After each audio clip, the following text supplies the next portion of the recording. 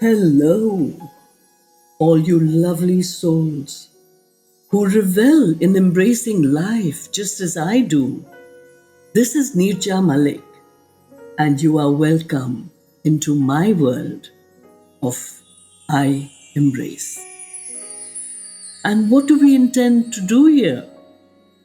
We delve into the many layers and shades of my life, exploring resilience, positivity, strength, and the inherent fun and laughter that lies deep within each of us.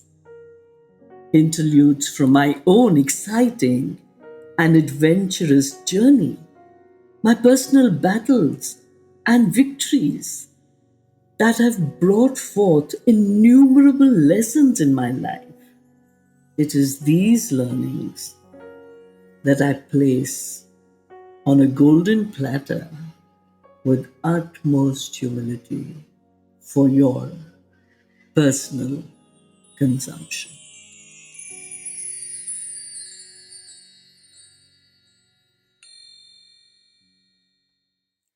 My dearest darling ones, today I am going to open my heart and speak to you from the depths of my soul.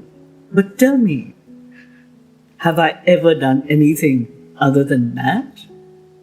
I don't think so. One of the wonderful facts of a true human being is authenticity and truth.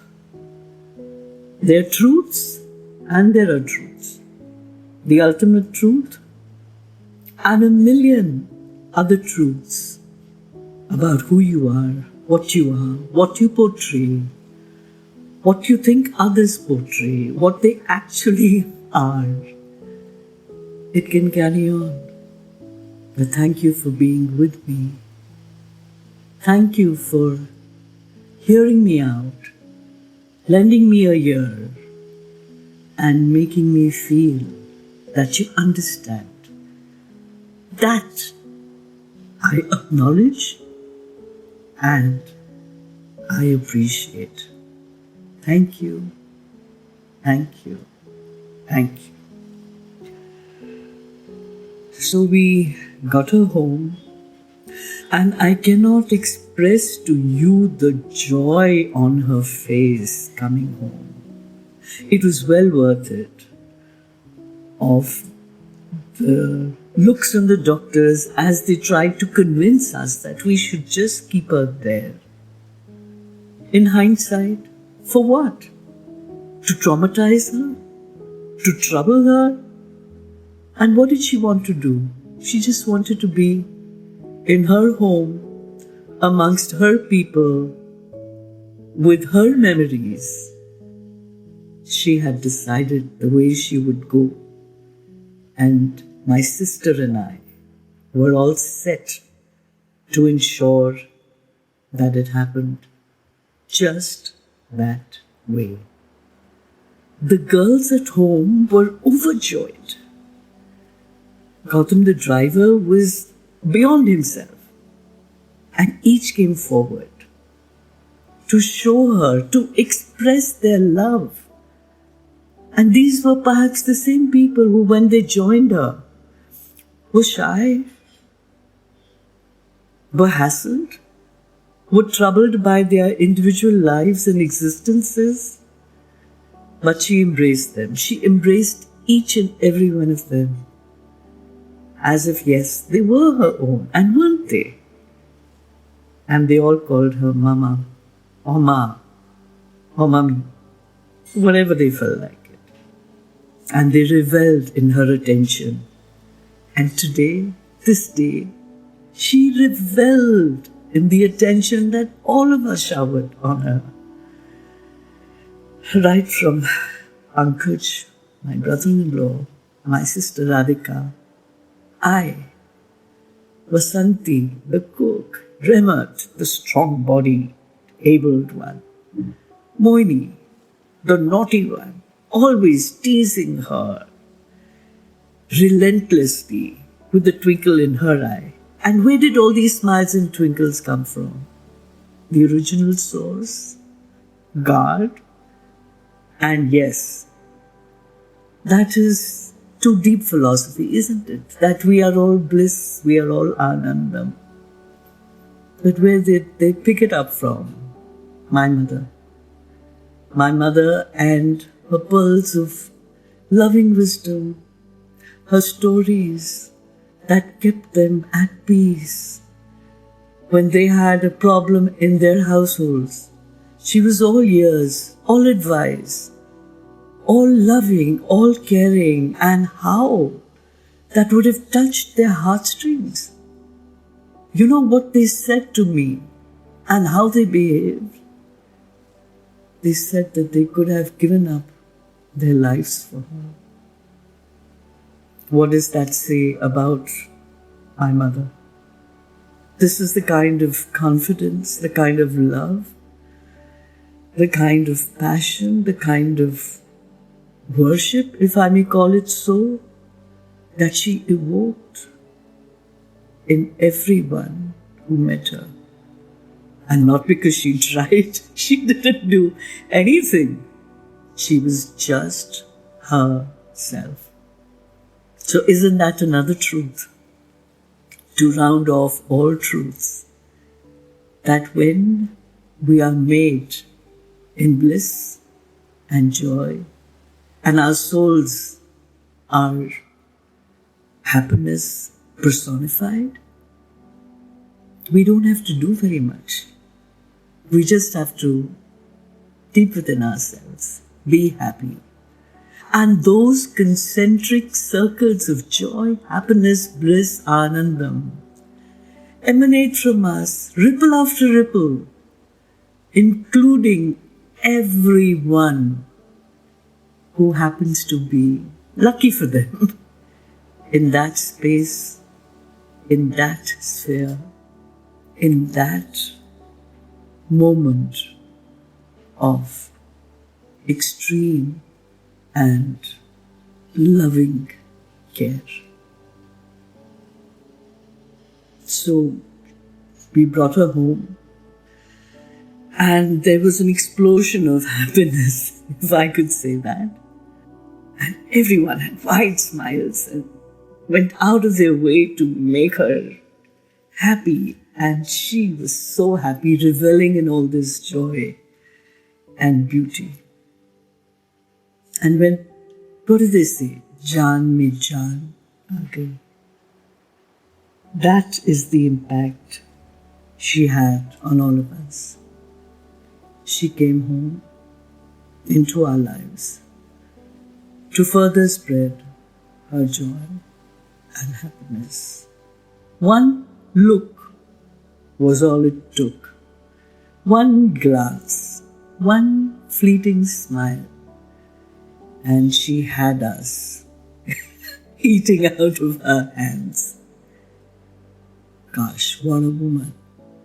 What an empowered soul. And if she had a bit of strength, you know what she would do? Earlier, she was able to walk with help and a walking stick to the dining table.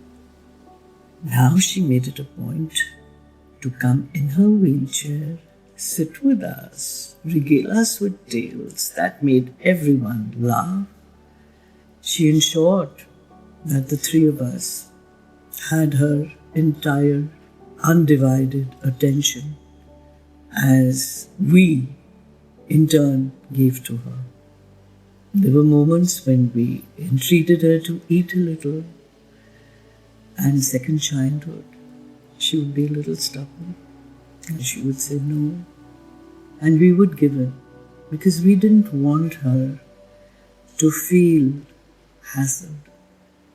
And we all knew at the back of our minds that when our father went at home, he promised us, or rather he took a promise from us that we would not take him to a hospital, He passed away very peacefully, but gradually, as if on his own, he stopped eating, drinking, and there were moments of deep silence and a very blissful look on his face as there was on hers, as you could feel that they were in communication, in conversation with the Almighty One, getting prepared to move on from one realm to another, painlessly, happily, joyfully, in bliss. She would also love a particular spot in the drawing room. It was a corner that she could look out of a vast window and see the sea literally on all three sides because of the southernmost tip of Colaba. She could see the birds, the trees, the swimming pool. She could see everything. She was one with nature. She revelled in it. And all her crows and birds and her friends, she would revel in their friendship too. Butterflies and sparrows and all kinds of creatures would come to her, and she would blissfully spend some time in silent communion with them. So we were very happy to have her back, to find the routine settling down. Get up at 6 in the morning, get up at 3. If she's hungry, have some biscuits, tea time at 6, a rusk, go back to sleep, wake up, have a bath or a sponge. For 1 hour, take out the gutka, say her prayers, and then, absolutely dressed, very beautifully, she would come out and spend hours in that chair of hers. I sit in the opposite chair, just looking at her chair, feeling her presence, feeling her aura, feeling her ambience. And I am, believe it or not, at peace. 2nd of February was our father's birthday. And of course, everything had to be celebrated with great pomp and splendor. Chocolate truffle cakes and candles and surrounding her and singing, whether it was daytime or nighttime, depending on how her levels of energy were. And she loved it. She loved being surrounded with all the girls. Many pictures were taken, all of them trying to touch her from some place or the other, feeling a deep connect and security just by her presence. It was such a beautiful day. And then came the 9th. The 9th was my sister and brother-in-law's wedding anniversary. So, in the morning, on the 9th of Feb, while lying down next to her, I told her, Mom, today is their anniversary and you have sent them such a huge basket of flowers and a cake. And she looked at me, hardly nodding. But suddenly, in the afternoon, when we were all around her and we thought she was sleeping, she got up and she said, Where are my clothes? Where are my clothes? Mere kapre kahan hain? Kapre do. And I said, Ma, what do you want your clothes for? And she said, Isn't it their anniversary? Jugu and Pankaj? I need to go shopping. I need to get something for them. Of course, after that, she laid out and she never brought up the topic again. What do I feel? I feel that she knew that it was an important day. I feel that she was happy to have been there to convey her blessings to them and to see that all of us are together. And perhaps divine dispensation, a pact she had with God, she chose to leave early the 10th morning. Somewhere in the middle of the night, a person who's very dear to my heart had told me that maybe I should just connect my umbilical cord to hers. Long time back, in one of our meditations, I had felt that I was a curled up fetus, yes, rather healthy, within my mother, umbilical cord and all. And that somehow she was within Mother Earth and we were all so much at peace, being nourished, all of us, in one fell swoop. That memory came back to me. And the idea that as she had nourished me through our joint umbilical cord, the same can be done from my end, nourishing her. At about 2:30 a.m. of the 10th morning,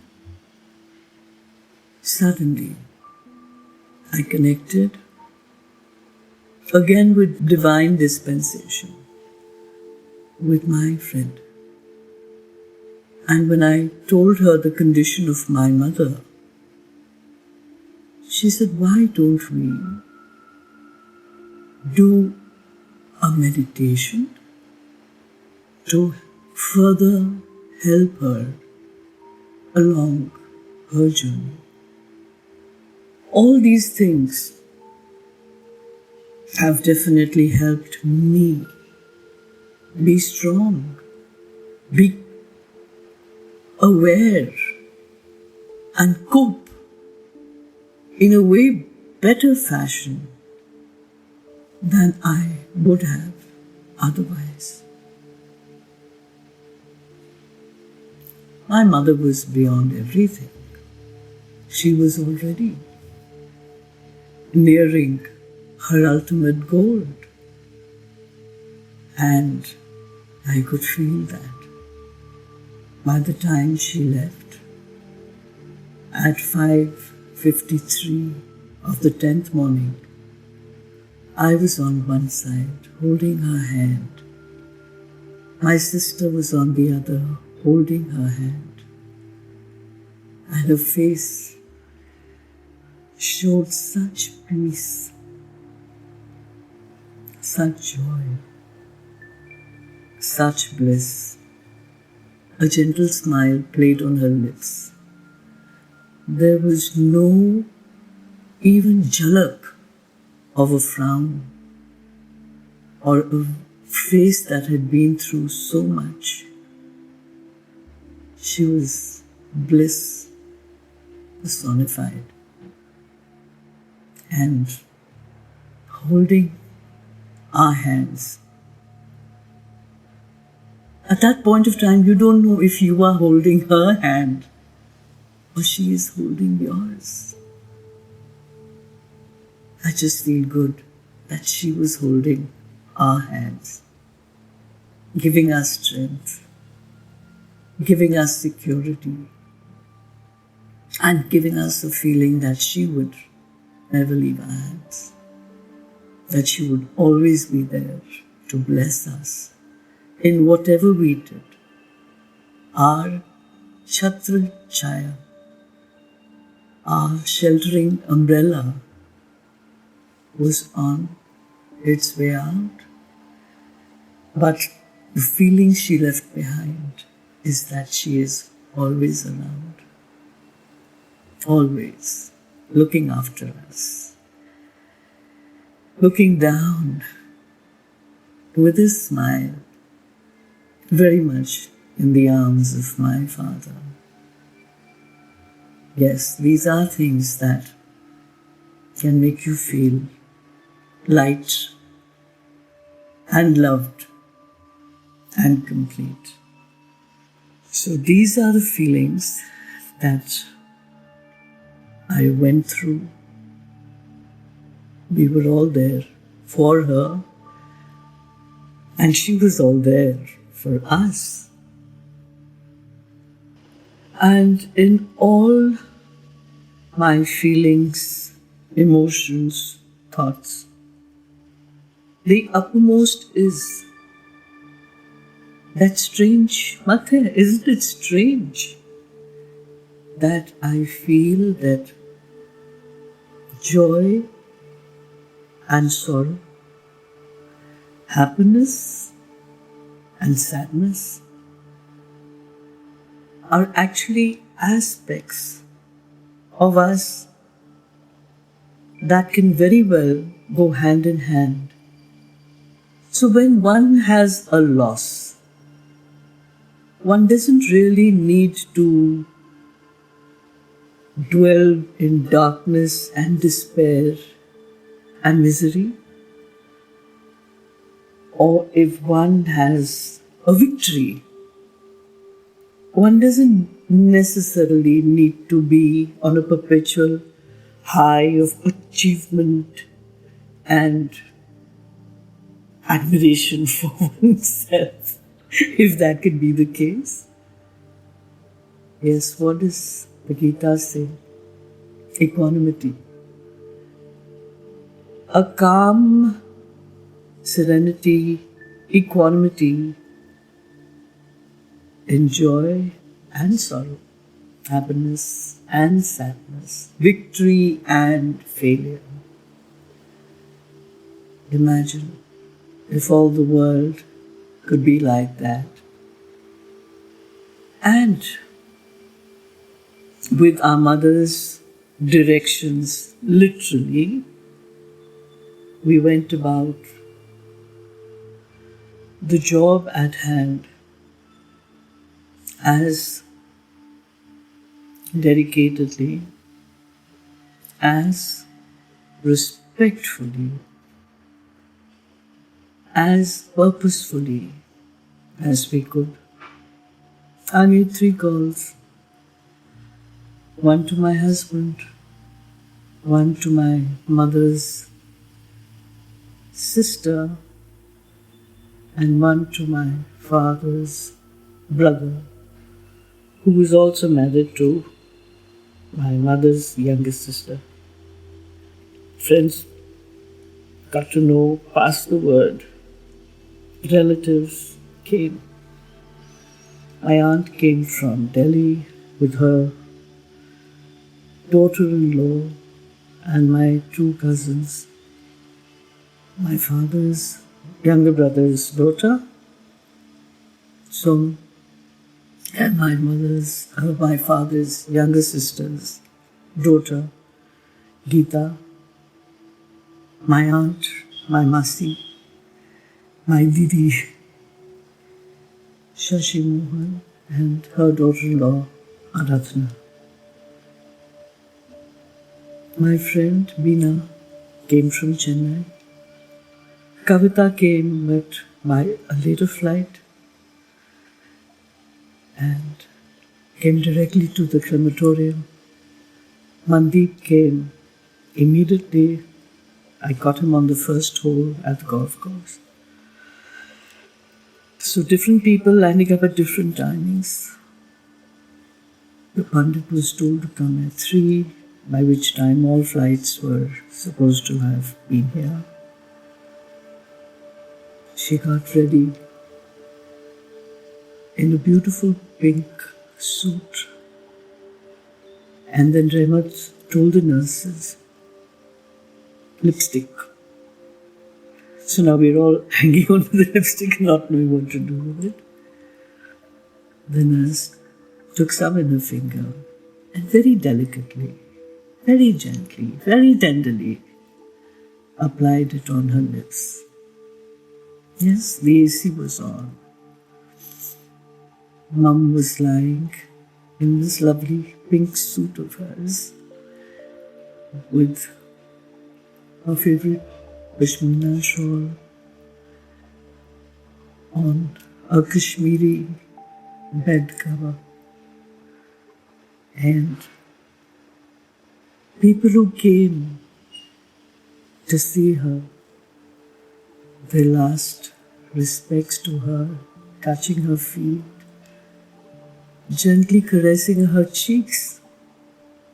They could have sworn that she was just asleep, with a gentle smile. They could have sworn, and did, that she was very much alive. And these are the memories that they would carry of her. The Navy Foundation came with the wreath, and the Admiral stood there with the wreath, put it on her feet, stood at attention, saluted her, and having paid his respects, moved on. Yes, there was not any pall of misery, despair, trauma. That was not how she would have wanted it.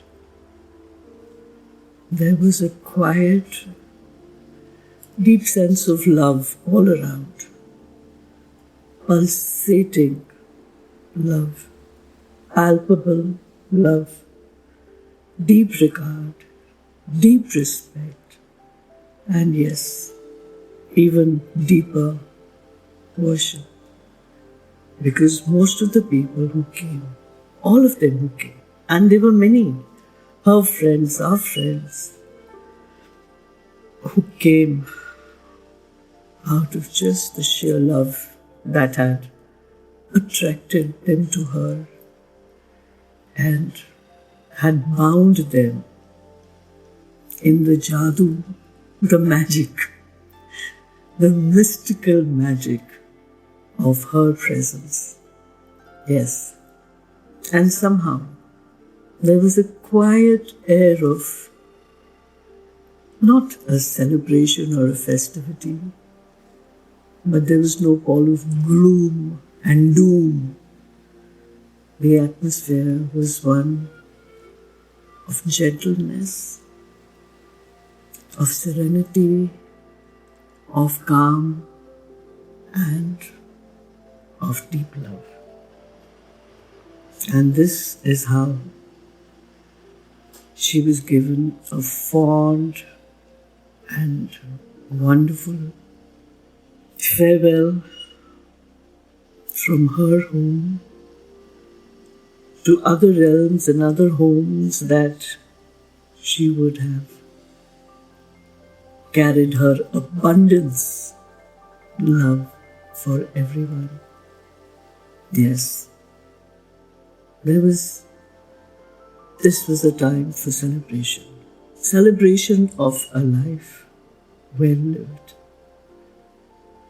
And this was a time when in passing, those visions that come to me, and this one in black and white, that just my father is there, holding his arms out to her, and she has gone to him, just resting her head on his chest. And like any eternal love story, romantically joined people. They were one. And in that unity, all that they left behind are also one. For isn't that what life is? What God is, what us human beings are?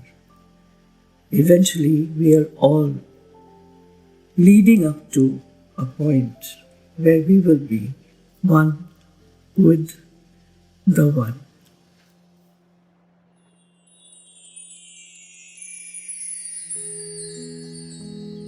I embrace isn't just about my journey of conquering cancer. It's about embracing life in all its entanglement and beauty. Remember, in this journey of life, you are never alone. And I need to thank you for becoming a part of this inspiring journey. Thank you for joining me today on I Embrace and my heartfelt wishes. Stay resilient, stay positive, and most importantly, keep embracing life in all its glory.